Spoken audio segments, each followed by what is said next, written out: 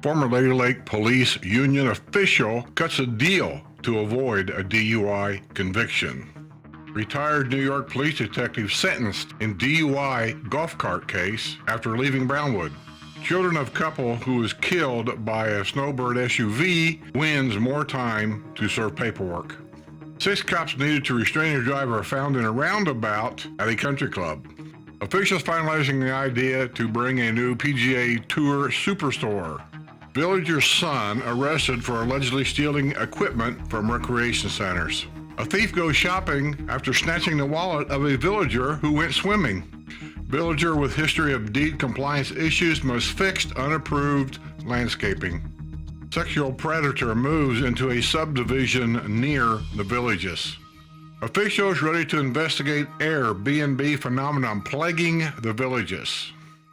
Snowbird who winters in the Villages wins $12,000 on Wheel of Fortune. This and more coming up.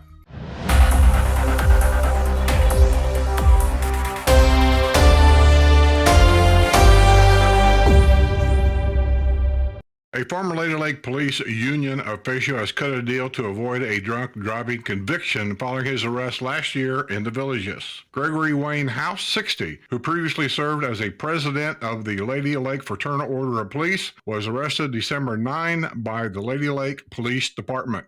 An officer asked House to participate in field sobriety exercises, but he complained he could not perform the exercises because he has neuropathy in his hands and feet. He also fell when he grudgingly took part in the exercises, the report said. He refused to provide the breath sample. He was arrested on a charge of driving under the influence. House pleaded no contest on Monday to a reduced charge of reckless driving. He was placed on probation for 6 months in order to perform 25 hours of community service, although he can buy out of community service at a rate of $10 per hour. He has also been ordered not to possess or consume alcohol and must seek an alcohol evaluation. A Village of Ashland woman was arrested when she was found with a male companion in the carport of an abandoned property. Lisa Ruth Powers, 40, who lives at 2177 Broxton Place, was found at 2:30 p.m. Sunday with 62-year-old Edwin Victor Olson of Summerfield in the carport of an abandoned home on County Road 201 in Oxford. Olson indicated he had ridden a green moped to the location. A camouflage bag was found on the moped, and the bag held a wooden box which contained marijuana. 2 pipes for smoking narcotics was also found in the bag, owned by Long Island, New York native. An orange prescription bottle fell from the wheel well of the moped. The bottle contained methamphetamine. Powers was found to be in possession of a pipe with the residue of methamphetamine. She was arrested on a charge of possession of drug equipment. She was booked at the Sumter County Detention Center, where a hold was put on her custody by the state of New Mexico. She gets around. A bogus insurance claim led to the arrest of a physical therapist in the Villages in a 2022 hit-and-run fatality on Rolling Acres Road. The release of an arrest affidavit is shedding light on the night of September 11th when 31-year-old Tara Renee Shizzle allegedly hit and killed 40-year-old Jamie Wines as she was walking along Rolling Acres Road, not far from the American Legion Post 347. Her male companion was also hit and was airlifted to Ocala Regional Medical Center for serious injuries. Shizzle was arrested last week by the Florida Highway Patrol, had been at the wheel of a silver Jeep Cherokee Sport when she drove off the roadway and hit 2 pedestrians. The Lake Center for Rehab Physical Therapist assistant kept driving to her home at the park at East Village Apartments behind Lowe's in Lady Lake, according to the arrest affidavit. Matt, I reported that last week. Go back and watch it. Plans are becoming clearer for covered golf cart parking for apartment dwellers at Spanish Springs Town Square. The Village's operating company has filed documents with the town of Lady Lake showing the covered parking spaces for about half a dozen golf carts would be located in a parking lot off Alonzo Avenue next to the Van Patten House, which is where the apartments will be located. Diagrams filed by the Villages show that a gate arm will seal off parking, restricting entry to only those with a special gate access. Oh, yeah. I'm sure the drunks won't stagger through there. Leave your golf cart there. You'll probably go out there and find some of these people be sitting in your golf cart because the square's full of people, and they'll sit in your golf cart. We'll see. We'll see. Residents have successfully lobbied for fishing fairness at a pair of ponds in the villages. Residents at one of the two ponds in the village of Lake Deaton are tired of bearing the brunt of the fishermen wandering through their backyards and sitting under their shade trees. Neil Hart thought he had found his dream home perched on a pond on Underwood Street. He and his wife bought the home in 2014. Over the years, they became a little disenchanted when fishermen began fishing, quite literally, in the couple's backyard. My wife and I can't even go in the pool because of the people walking back there. Hart's neighbor, Teresa Kerwin, who lives on Neighborly Way, also feels like a prisoner in her own home because of the fishermen. What about safety? You know the world we all live in. You have given people permission to go behind my home and have a full view of my property. Fishing is allowed at water bodies in the villages unless it specifically says you can't fish. That includes fishermen without a village's ID. However, in the case of the twin ponds at Lake Deaton, signs were posted years ago announcing no public access. It's not clear who posted the signs and on what authority. The signs, although without an enforcement power to back them up, have apparently worked. Fishermen regularly trudged over to the ponds behind the Hart and Kerwin homes and never drop a hook in the twin ponds with the signage. We don't have the authority to post signs, but we do have the authority to take them away, said CDD 10 Supervisor Christine Bradshaw. The board agreed to remove the existing signs at the twin ponds at the request of the homeowners. They said it would be more equitable to have the fishermen spread out at the ponds rather than concentrating their fishing endeavors at the lone pond behind the benefit of the signage. I did a special report on Lake Deaton when they were building. Actually, my area was all new. I knew that the duck hunters went out there during duck season, and they was out there early in the morning. And there's a law, I think a specific time is like 5:30 a.m. or something like that, where they can start shooting ducks. And people buying homes over there apparently didn't know that. So we did a show about it, saying, you know, when you start hearing these gunshots go off 100 feet from your house, don't start complaining because it's always been that way. And sure enough, the complaints started when duck season opened up. The developer has replaced gate arms after complaints of speeding on Megason Road south of State Road 44 in the villages. A large group of residents from the village of Carson Hammock and the village of Citrus Grove showed up earlier this month expressing their concerns about safety before the Sumter County Commission. Keith Stevens of the village of Carson Hammock has increased the danger as traffic on Megason Road was traveling faster than ever. Villagers said they suspected the gate arms had been removed because the developer did not want to slow down truck traffic headed to construction areas further down the road. Without the gate arms to slow traffic, cars, trucks were blowing through the gate and were said to be a threat to golf carts, bicycle pedestrians at a nearby crossing. Yeah, once again, we did many special reports on gate arms. About half of the villages thinks gate arms are a waste of money. Guard shacks are a waste of money. Take them down. We don't need them. You take the gate arms down, and it's going to be open season. People's going to come out of them roundabouts. They're not going to slow down. They're going to zip through there. And God help you if you're in a golf cart and you're in the wrong place at the wrong time. A retired New York police detective has been sentenced in a golf cart drunk driving arrest earlier this year in the villages. Timothy Charles Finley, 76, of Aquabach, New York, I hope that's correct, was sentenced this past week in Sumter County after pleading no contest to a charge of driving under the influence. He had been placed on probation for 1 year, will lose his driver's license for 6 months, and had been ordered to perform 50 hours of community service. Finley was at the wheel of a black E-Z-GO golf cart shortly before 4 p.m., January 24th, traveling on Warm Springs Avenue near the Everglades Rec Center, according to the arrest report. Golf carts are not allowed on that roadway. His golf cart had backed up the right lane of traffic. Finley, who is identified by his New York driver's license, appeared intoxicated and stumbled out of the golf cart. During the traffic stop, Finley handed a deputy documents that indicated he is a retired New York police detective. You know better than that. Finley said he had been at Brownwood and must have made a wrong turn. He said he'd been golfing before stopping in Brownwood, where he had 3 whiskey drinks. During field sobriety exercise, a deputy observed multiple indicators of impairment. Finley provided breath samples that registered .111 and .101 blood alcohol content. A villager has lost her driver's license after a pair of high intoxication arrests. Stacy Duro Fitzgerald, 60, of the village of Piedmont, pleaded no contest last week in Sumter County Court to a charge of driving under the influence. She has lost her driver's license for 6 months, had been placed on probation for 1 year, and was ordered to perform 80 hours of community service. She was arrested this past January after her vehicle sustained a flat tire and was blocking traffic at Buena Vista Boulevard and Parr Drive. An investigation led to the discovery of vodka bottles in her vehicle. She provided 2 breath samples and each measured 0.305 blood alcohol content. Oh my God, that's close to, if I remember right, alcohol poisoning. A second DUI case is still pending at Lake County. In that incident, in August, she crashed into a small tree, a carport attached to a residence, and a parked car at a home in the 800 block of Sharon Drive on the historic side of the Villages. Fitzgerald was severely intoxicated and taken to a local hospital rather than being immediately arrested. Tests later showed Fitzgerald had a blood alcohol content level of 0.38, which the investigator noted was nearly toxic. I thought so. Good Lord, lady, you need to get some help.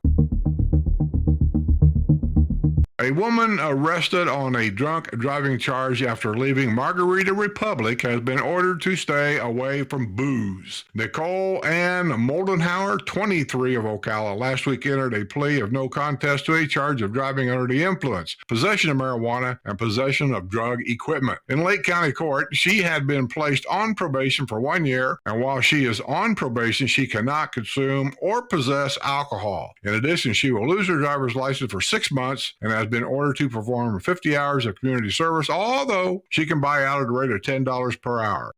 Give it up. If you can't handle it, give it up.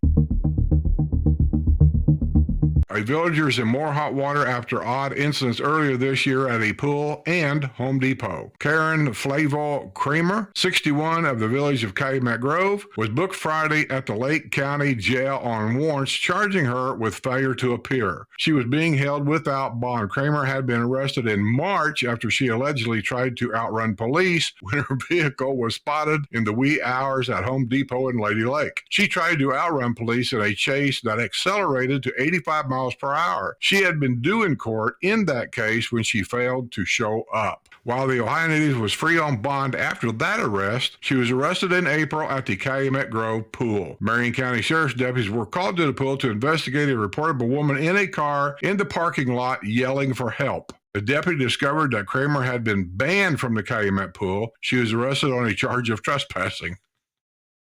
Man.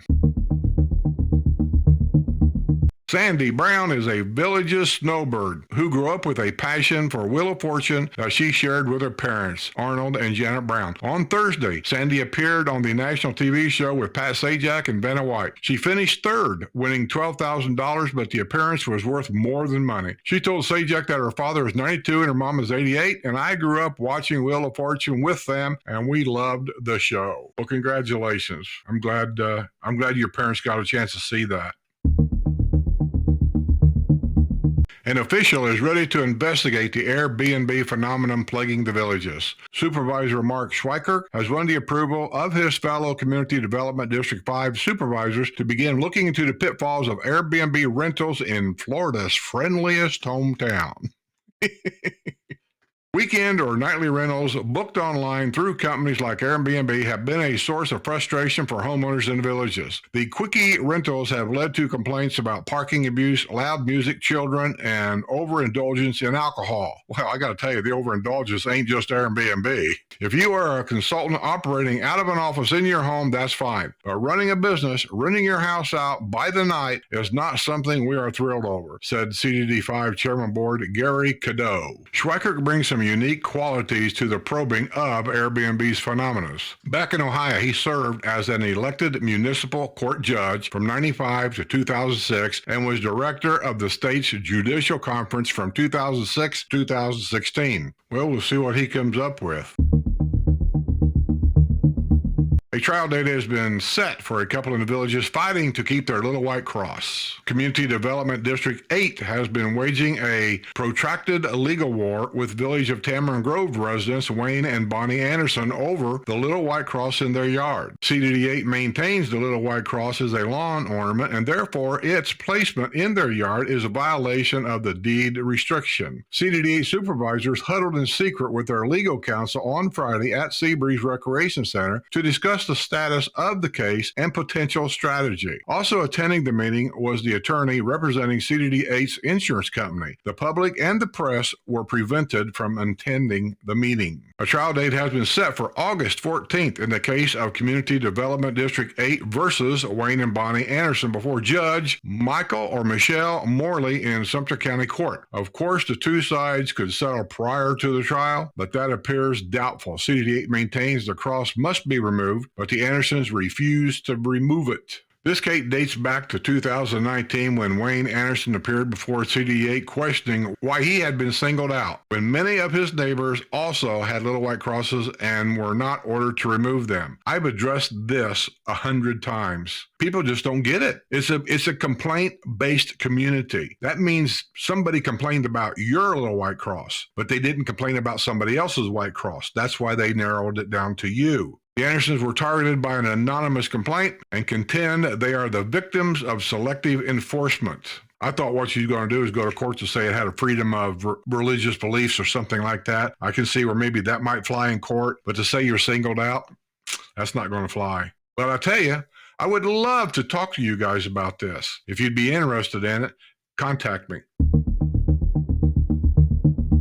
A villager with a history of deed compliance issues has been ordered to address a problem with unapproved landscaping. The property owned by Victor Petrocelli at 2075 Thornton Terrace in the Brohill Villas in the village of Bonnybrook was the subject of a public hearing Friday morning before a Community Development District 5 board. A complaint was lodged February 21st about lack of maintenance in his front yard, unkept property, and landscaping behind the fence that was put down without approval from the Architectural Review Committee. The other issues were addressed, but the unapproved landscaping remains in place. Petrocelli submitted a retroactive application to the ARC, but it was not approved. As of Wednesday, Petrocelli's property remained out of compliance. If you're out of compliance and they come after you, they will not forgive you. They just won't. ARC is really, really tough about you got to get the permission, the approval first. A representatives of Community Standards noted that Petrocelli has been in and out of hospital. It was also noted that Petrocelli has been cooperative with Community Standards. Petrocelli is no stranger to the deed compliance process. Last year, he was caught up in a case at the same property after he replaced the sod with rock. He later asked to replace the rock with moss, but that request was denied.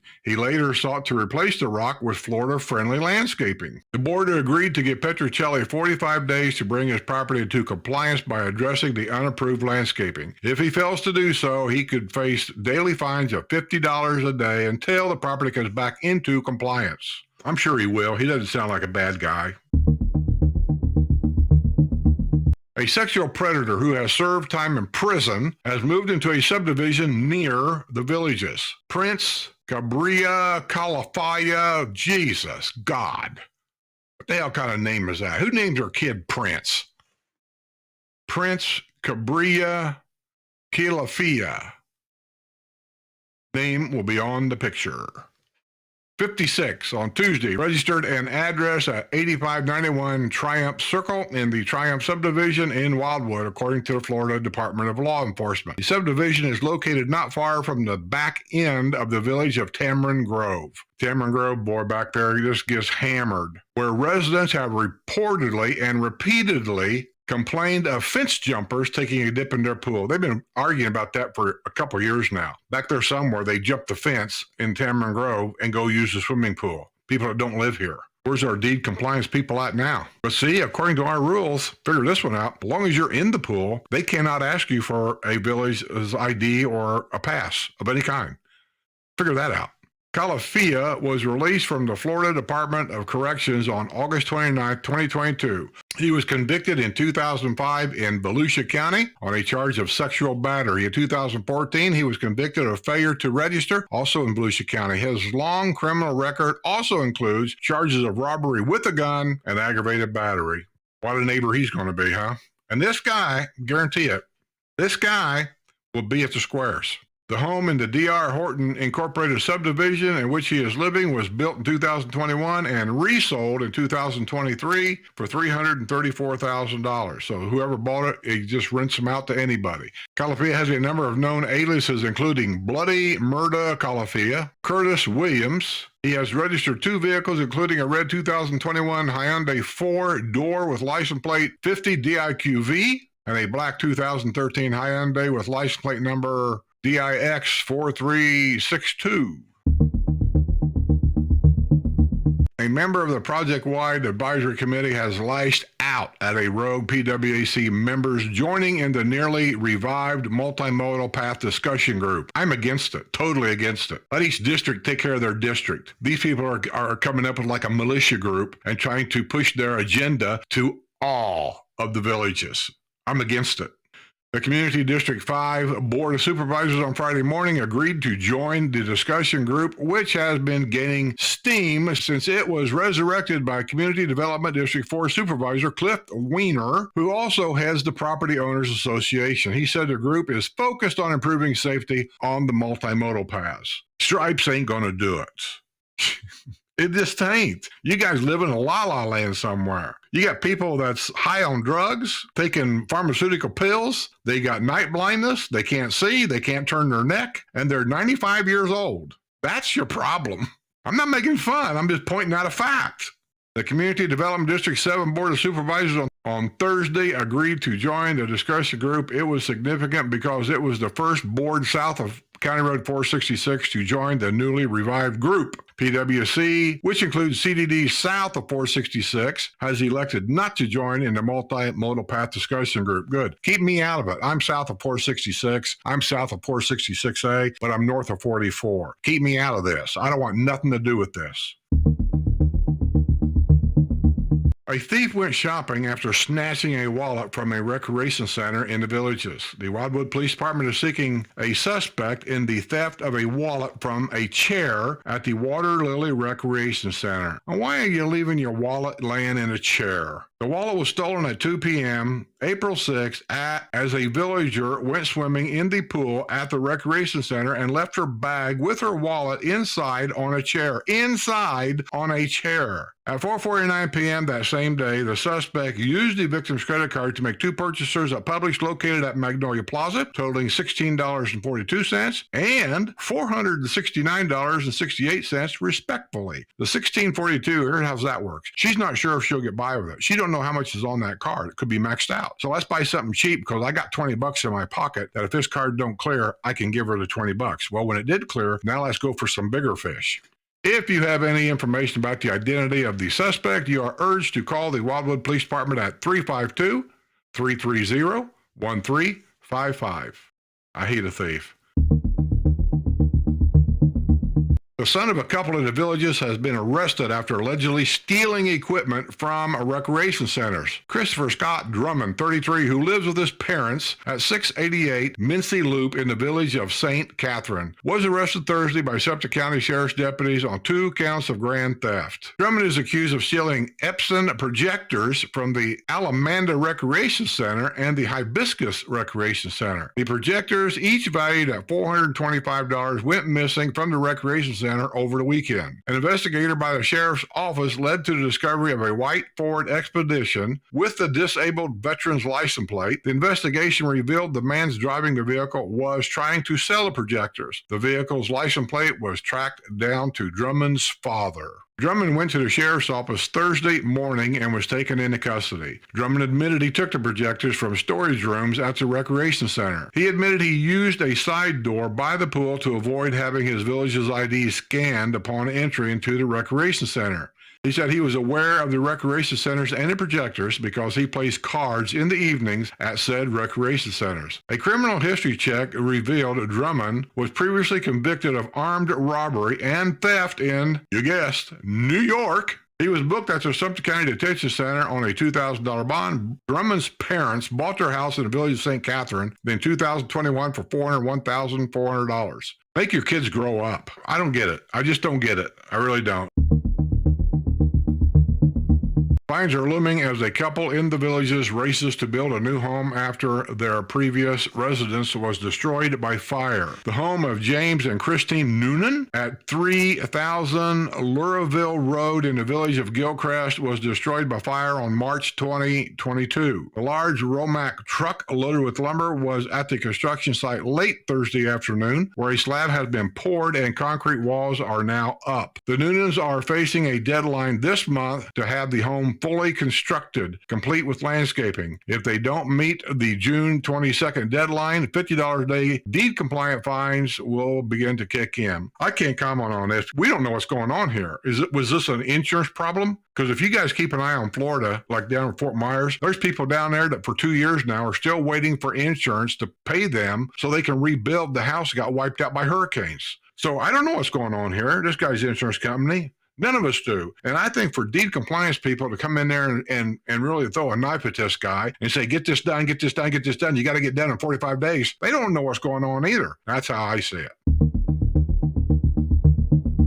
Officials are finalizing a deal to bring in a new PGA Tour superstore. Martin Delabovi of the Benchmark Group on Monday night informed the Lady Lake Commission that the PGA Tour superstore will be taking over the space formerly occupied by Earthfare at Lady Lake Commons on U.S. Highway 27 and 441. Oh, I thought it was coming to the villages. I don't even know why I'm reading this. Sorry. PGA Tour Superstores is operated by Golf and Tennis Pro Shop Incorporated, a subsidiary of AMB Group, LLC, headquartered in Roswell, Georgia, as the PGA Tour's exclusive off-course, off-airport retail partner in North America. PGA Tour Superstores provide customers with access to the same technology and expertise as card-carrying PGA Tour pros.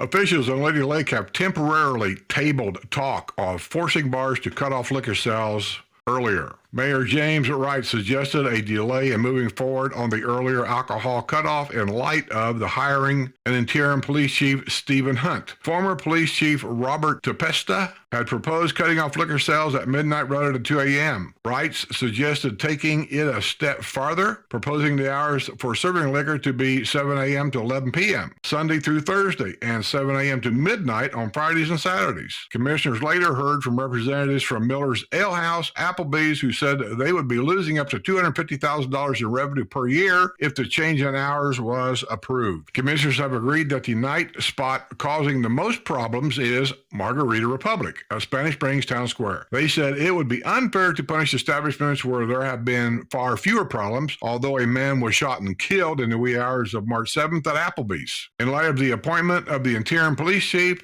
the commission agreed to seek fresh input from him before rendering a decision. But we'll see how that goes. I do try to keep you guys updated on some of these things.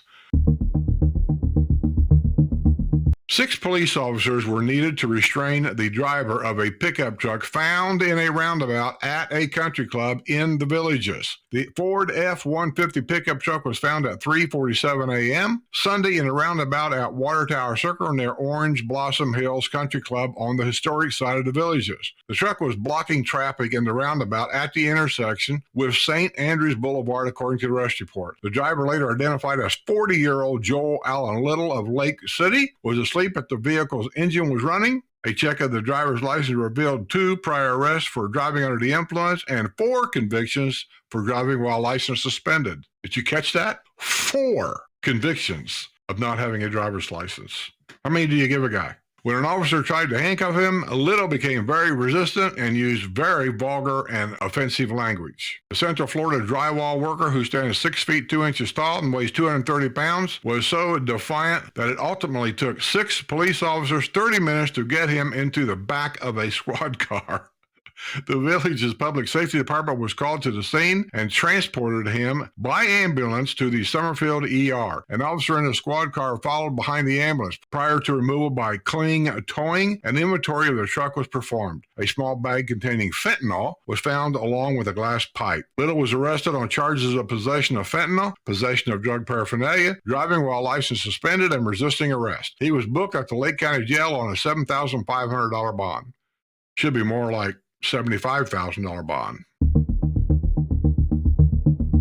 A judge has granted more time to children trying to serve paperwork on a Canadian snowbird whose SUV struck and killed their parents at a grocery store in the Villages. Wilfred Maybe 90 has thus far been unable to be found by process servers in connection with a lawsuit filed by the children of 83-year-old Edwin Mann and 84-year-old Marilyn Mann of Stonecrest, who were killed in April 2022 when they were hit by Maybe's SUV at Winn-Dixie in Spanish Springs. Earlier this month, a judge in Lake County Court granted the Mann's adult children an additional 120 days to try to find Maybe and serve him with the paperwork in connection with their lawsuit. A judge issued a summons for Maybe, who is believed to live in Collingwood, Ontario. Apparently unable to find him there, a process server with Venture Investigations and Service in Florida was assigned the task of trying to find Maybe here in Florida's friendliest hometown. At the time of the crash, Maybe owned a home at Rio Grande Villas, which he purchased in 2010 for $159,000. He sold the Courtyard Villa in May of 2022 for $279,000.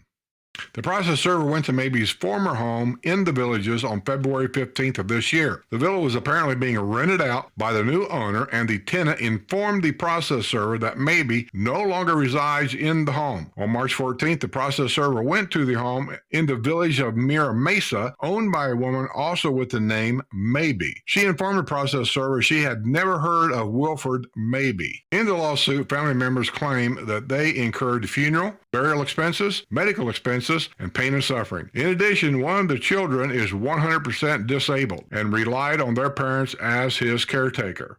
Maybe later offered a plea of absentia in Lake County Court to a charge of driving on an expired license. He was fined $116 in order to pay $100 in prosecution costs, according to the plea agreement. A World of Beer waitress was arrested after a canine alerted on her vehicle. Dawn Marie Durst, 39, of Bellevue, was driving a gray Chevy at about 11:30 p.m. Saturday on County Road 466A in Fruitland Park when an officer noticed she was not wearing a seatbelt. During a traffic stop, Durst identified herself as an employee of World of Beer at Brownwood Paddock Square in the Villages. The New York native, this is almost hilarious. So she was heading from her home in Bellevue and was on her way to work. She appeared to be nervous. The officer pointed out that World of Beer closes at midnight, therefore it did not seem plausible that she was headed to work. Oh, God. Durst admitted her license had been suspended, and a computer check confirmed it had been suspended in April. The officer asked to search the car, but she refused. A canine unit was summoned to the scene, and the dog alerted on the vehicle, indicating the likely presence of drugs. A search of the vehicle turned up methamphetamine, alprazolam, and drug equipment. Somebody tell me, what is alprazolam? I know I can Google it, but I like it when you tell me. Durst was taken into custody on 2 felony drug charges and a misdemeanor charge of possession of drug equipment. She was booked at the Lake County Jail on a $5,000 bond. Well, let's see if we got any holes in one. It looks like we got about one. A Village of Marsh Bend resident was excited to get her first hole-in-one. Patty White got the lucky ace on May 8th at hole number 4 at the Mangrove Executive Golf Course with a pitching wedge. It was witnessed by her husband Randy White and good friends Jan and Mark Rosini from the village of Osceola Hills. Congratulations, Patty. I always liked Mangrove. It's a watery course. I always liked it. I could tell you a story, I might do it someday, about how they held us up on a tee and we had to wait for them to go out to the green and chase off the snakes. Yes. Officials demand answers on protecting senior citizens from AI scams. Last week, Senator Rick Scott joined all members of the Senate Special Committee on Aging in sending a letter to the Federal Trade Commission's chair, Lena Khan, requesting information on the FTC's efforts and strategies to protect older Americans from increasing threats posted by artificial intelligence-related frauds and scams. The senator wrote, "Combating frauds and scams has been a long-standing priority for the committee across annual hearings, the committee's fraud hotline, and its fraud book. While AI contains significant promises as an innovative technology, it can also be manipulated by malicious actors targeting vulnerable populations, particularly older Americans." This is true. Let's do a couple of letters to the editor. To the editor, in regards to the letter to the editor expressing concerns for children, felons, and renters of various ages all living in the villages, I must comment, this is a real-life community and not your personal opinion of what a heaven-on-earth community should be.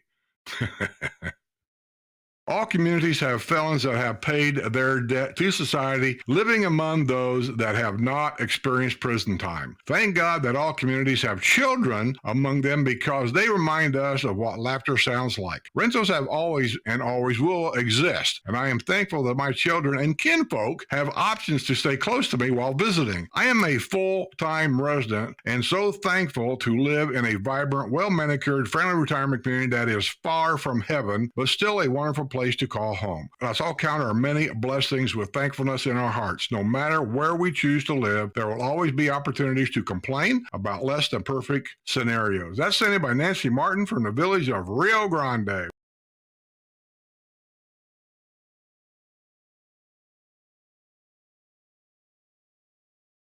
To the editor, our centers are now less crowded. Parking is more available, but not for long. The new housing development on US 301 just north of State Road 44 is rapidly advancing. The ground has been cleared. I do mean cleared, without a tree in sight. It is called Twisted Oaks for some reason. It is expected to be actively building homes by the end of the year. About 1,200 homes will be built that are not part of the villages, but to be sure, they will be an active part of the village's life. I am not sure what to make of this and what impact it will have on our quality of life here. Besides, US 301 will become a parking lot next year. That's in by Robert Black, the village of DeLuna. Well, I think that's going to be the news. I appreciate everybody putting up with my silliness, my frankness, and I don't know, maybe my rudeness. So with that being said, I just want to say, don't leave the keys in the golf cart.